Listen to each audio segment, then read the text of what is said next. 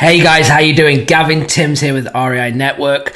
If you are watching on YouTube, go and like and subscribe to the YouTube channel. If you're watching on the REI Network podcast, make sure you subscribe there as well. We're going to have a lot more episodes coming out.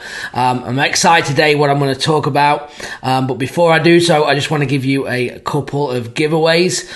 Firstly, if you are looking for a lead sheet, something to track the leads while you're traveling, while you're on the phone, okay, something that you can take a picture and send to your VA, go to reinetwork.com/lead sheet, reinetwork.com/lead sheet. I'm actually got one right here that you can so you can kind of see what that looks like. So make sure you go and get that. Also, I get a lot of questions who I use for skip tracing. So I want to answer that right now, which is batchskiptracing.com. If you use the code Gavin, okay, you will get 20% off. So make sure you use the code Gavin, batchskiptracing.com. For me, it's the best in the business in terms of skip tracing. That's what I use. We've done over hundreds of thousands of dollars using it. So again, I don't ask you to do anything that I'm not doing. Also, they have another platform as well called BatchLeads.io. If you want to go and check that out for list stacking, sending text messages, it's really cool as well. BatchLeads.io, batchleads.io/Gavin. $1 is going to give you 500 text messages to test that out as well. So batchleads.io/Gavin. So check both of them out.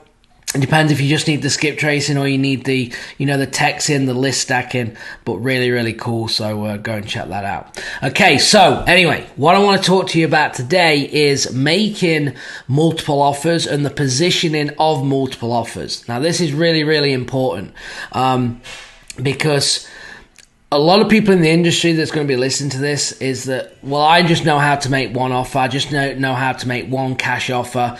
And you'll hear where you're leaving, there's so many leads that you're leaving behind because you don't know how to make multiple offers, okay? And a lot of you are in training for that. You might have, the lease option course or an owner finance course because you don't want to be leaving them leads on the table. But then it's how do we actually position these different offers? And that's kind of what I want to come to today, right? When you're having conversations with a seller, one of the main things that you need to do in sales is to listen, okay?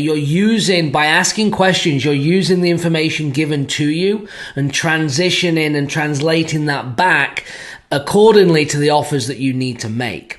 So for instance, if I'm doing 3 offers, let's say in these 3 offers, it's going to be a cash offer, a sandwich lease option, and an assignment lease option, okay?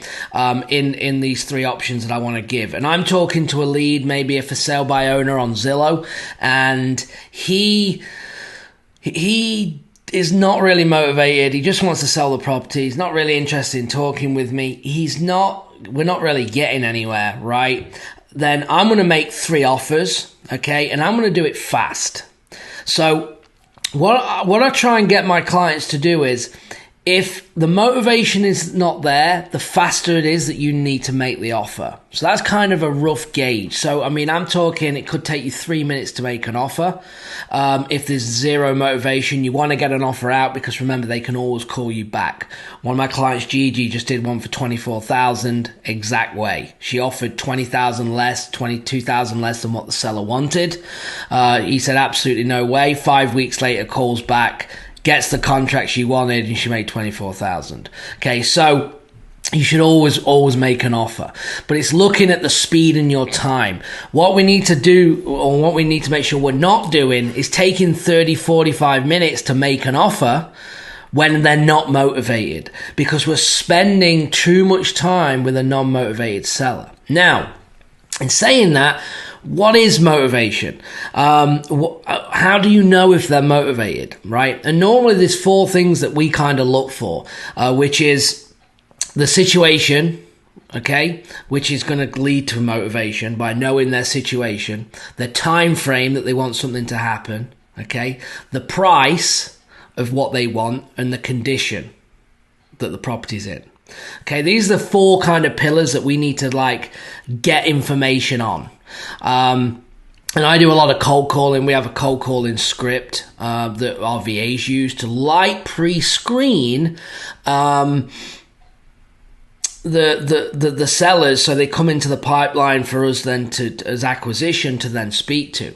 Now, in our cold calling script, we're not just saying close fast, pay cash, because we have multiple offers. If there's urgency there, they're interested in offer, they're interested in selling, we then need to listen and look at the ways that we can best position our offers to make sense for the seller and actually get a deal done. So moving on, more in depth in this is another situation. Let's say we have a conversation with a tired landlord, right? So it's a rental property they've had for years. They're now out of state. They're over it. And, they've had bad tenants and they just want out. They just want to sell it. Okay. So the options that are going to be available based on the scenario and the situation that we've just been given by the seller, by listening, taking notes, is that he's motivated. He's over it. He wants to sell. Okay, so we know that there's urgency there. Time frame, sell it now. Okay, but he wants too much of a price. So the price is kind of the sticking point in this scenario. So let's look at the three offers, right? Forget owner finance. Remember, I'm just picking the three that I mentioned. You can bring owner finance into play at any time. But on these three offers, we have a cash offer, a sandwich lease option where we stay in the middle of the deal. Okay, we make money on the front, we cash flow, we make money on the back end of the deal, or we could do an assignment lease option. Now, the assignment lease option is where you are signing the tenant buyer and the seller together. Now, we've just been told that we've just been told by the seller that he's over it, he don't want to deal with it anymore, he just wants to sell, but he's stuck on a price. So the assignment lease option is not solving his problem, because we're assigning him back to a tenant and he doesn't want that. He doesn't want to deal with it, so he's over it.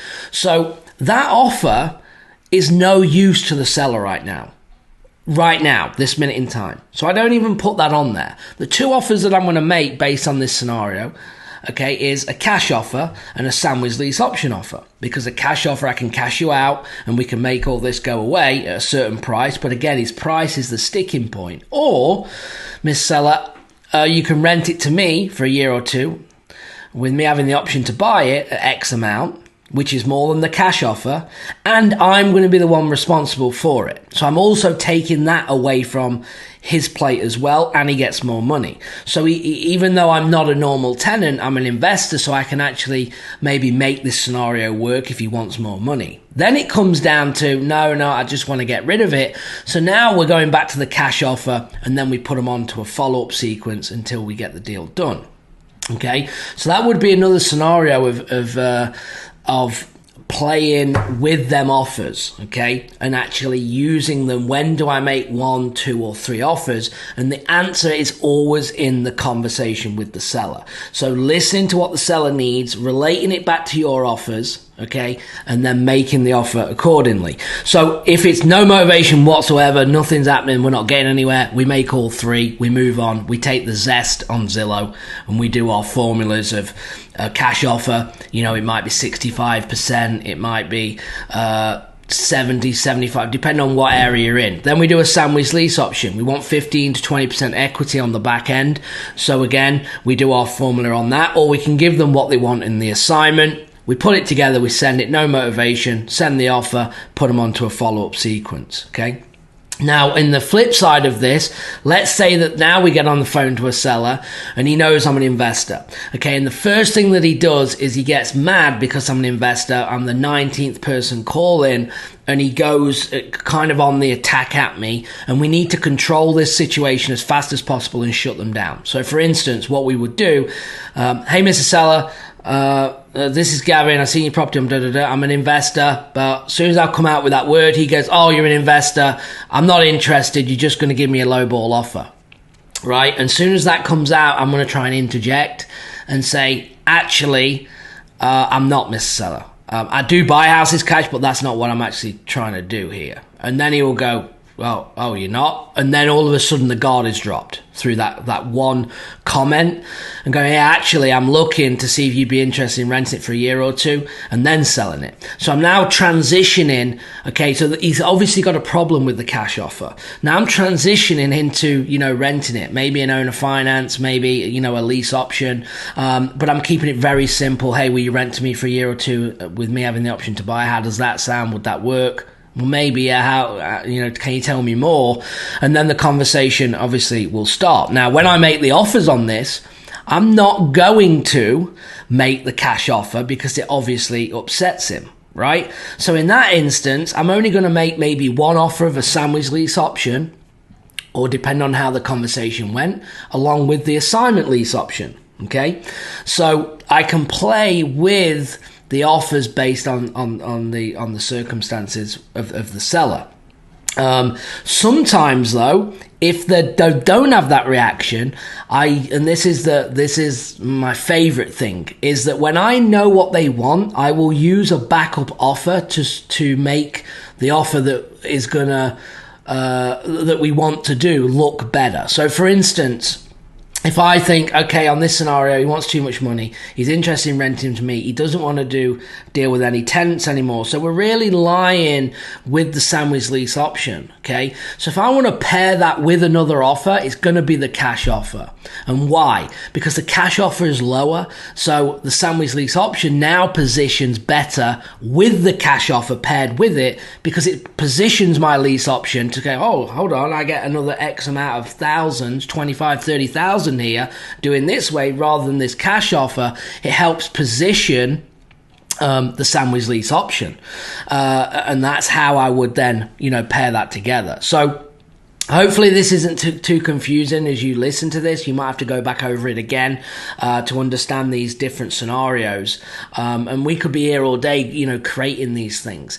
And then the genius thing is behind this, guys, that if you can get in with a sandwich lease option and then the price or the terms are the sticking point, you can then quite easily transition into an assignment lease option, right, and get the contract signed. Because we're always positioning as investors, especially if you don't have your license, that you are staying in the middle of the deal. You are looking, to stay in the middle of these deals. Then if the numbers don't work, you can then transition into an assignment lease option to say, they might say, hey, Gavin, look, your offer seems, I really like what you're doing, but I need more money, or the rent's too low, and I need to get more money to make this work, right? So they like the concept of the sandwich lease option. They like, how it works. But the price is the problem. So now I can transition into the assignment lease option. This offer has never been made yet, right? But I'm going to now say, okay, David, let's say, so I understand that, I'm at 175 and you want 200,000, right? He's like, yeah, I really, want 200. And, I know I offered you 1,200 in rent and you really want 15, right? And he'll say, yeah. And I'll say, I don't know if I can do it, David, to be honest. I'm really not sure if I can make this work. I might be able to do one thing. I won't have to look at it. Let me just say, I'm not saying I can do this, but let's say I could get you the 200,000 and the 1,500 in rent. If that was a possibility, what would you say then? What would you want to do? And then I'd just stay quiet. And what I'm looking for, well, I'd do it. Okay, so now all of a sudden I've just got an agreement on an assignment lease option. Okay, so as I go down that, I will actually get that contract signed, and then we'll start moving in that direction, right? So the positioning is really key in the offers. So just to recap this one more time, is you have more, and we've not even got to owner finance. Owner finance, sub 2. I mean, there's so many ways that you can do it. I would prefer anything from 1 to 3 offers personally, and then interchange them accordingly based on the conversation with the seller. So for instance, house is free and clear, wants too much money, I'm thinking owner finance. That's where my head is going, and I'm going to ask questions accordingly to see, if that's the case, if they want to act for the, as the bank for so many years with a balloon payment or something like that, then that will be part of my offer. Okay, so you can really play with these guys and actually use your offers, but at the same time make fast offers. If there's no motivation, get the offer. Take the Zillow Zest. I know not everyone teaches it. I know it's not right, but you also have no motivation. So you're not getting anywhere anyway. Let's get the offer out. Let's put them on a follow-up sequence. Remember, 90% of the deals that I do come from follow-up. So why am I going to spend an hour of my time trying to make an offer that I already know is going to say no right now? No means not now. And all we're doing when we put them on that follow-up sequence is actually... we're waiting or looking for the situation to change, right? Taking good notes in the CRM, setting a task, setting up some automation if you're using it, okay? And then when you get back on the phone, has anything changed since we last spoke, Mr. Seller? And you can be in and out within a minute, build good rapport, and it's all about the seller to get back off the call. So for instance, it would be, hey John, how you doing? This is Gavin. We spoke 30 days ago. Have you got a minute? Oh yeah, Gavin, how you doing? Yeah, look, I just wanted to check in. I know we talked about your house and I made you an offer and it wasn't going to work for you at that time. I just wanted to see if anything had changed. Oh no, we're still trying to sell it. And this is where their response is, was it different to their attitude before? So before it was like, no, I'm selling it. I'm not doing anything. I'm not taking anything less. Now is it more of a softer, well, I thought it'd sell. I really thought it'd go by now and it hasn't, but I'm pretty confident it still will. So what's happening now is we're moving in the right direction. So at this point, I've touched the seller again, okay, and now I've got to work back off the phone because, again, your time is important to get onto your next phone call. So the way to do that, no, I understand, look, seems like a great house. I'm sure it's going to sell. I just want to check in. We're still interested in it. You know, if anything changes, give us a call. If you don't mind, I'll check in with you in a couple of weeks. How does that sound? Yeah, no problem, Gavin. Yeah, that's great. You know, give us a call. I appreciate you following up. And then we're back out, right? So you can do multiple lead-ins from that, really looking at that conversation from the last time. Was the kid sick? The dog was ill? All these things that you can go when you lead in. Hey, just checking in about hey, before I ask you a question, how's the dog doing? Oh, he's much better now. Yeah, it was. Oh, thank you so much for asking. Again, this is instant rapport, and actually building, a rapport with a seller is going to take you above everybody else in the marketplace because no one else is doing it, right? And then through follow-up, what we try and do is that we want people to do business with us. And that's what our goal is. We want to go, if we're going to sell this or we're going to do anything, we're going to do business with you. And we want them saying that without us actually saying, hey, will you do business, and start trying to do the hard sell, okay? So anyway, guys, hopefully that helps. If you're interested in, working with me, we do have a coaching program. Go to RINetwork.com/coaching. If you want the free downloads, check out the website and the links that I've given you.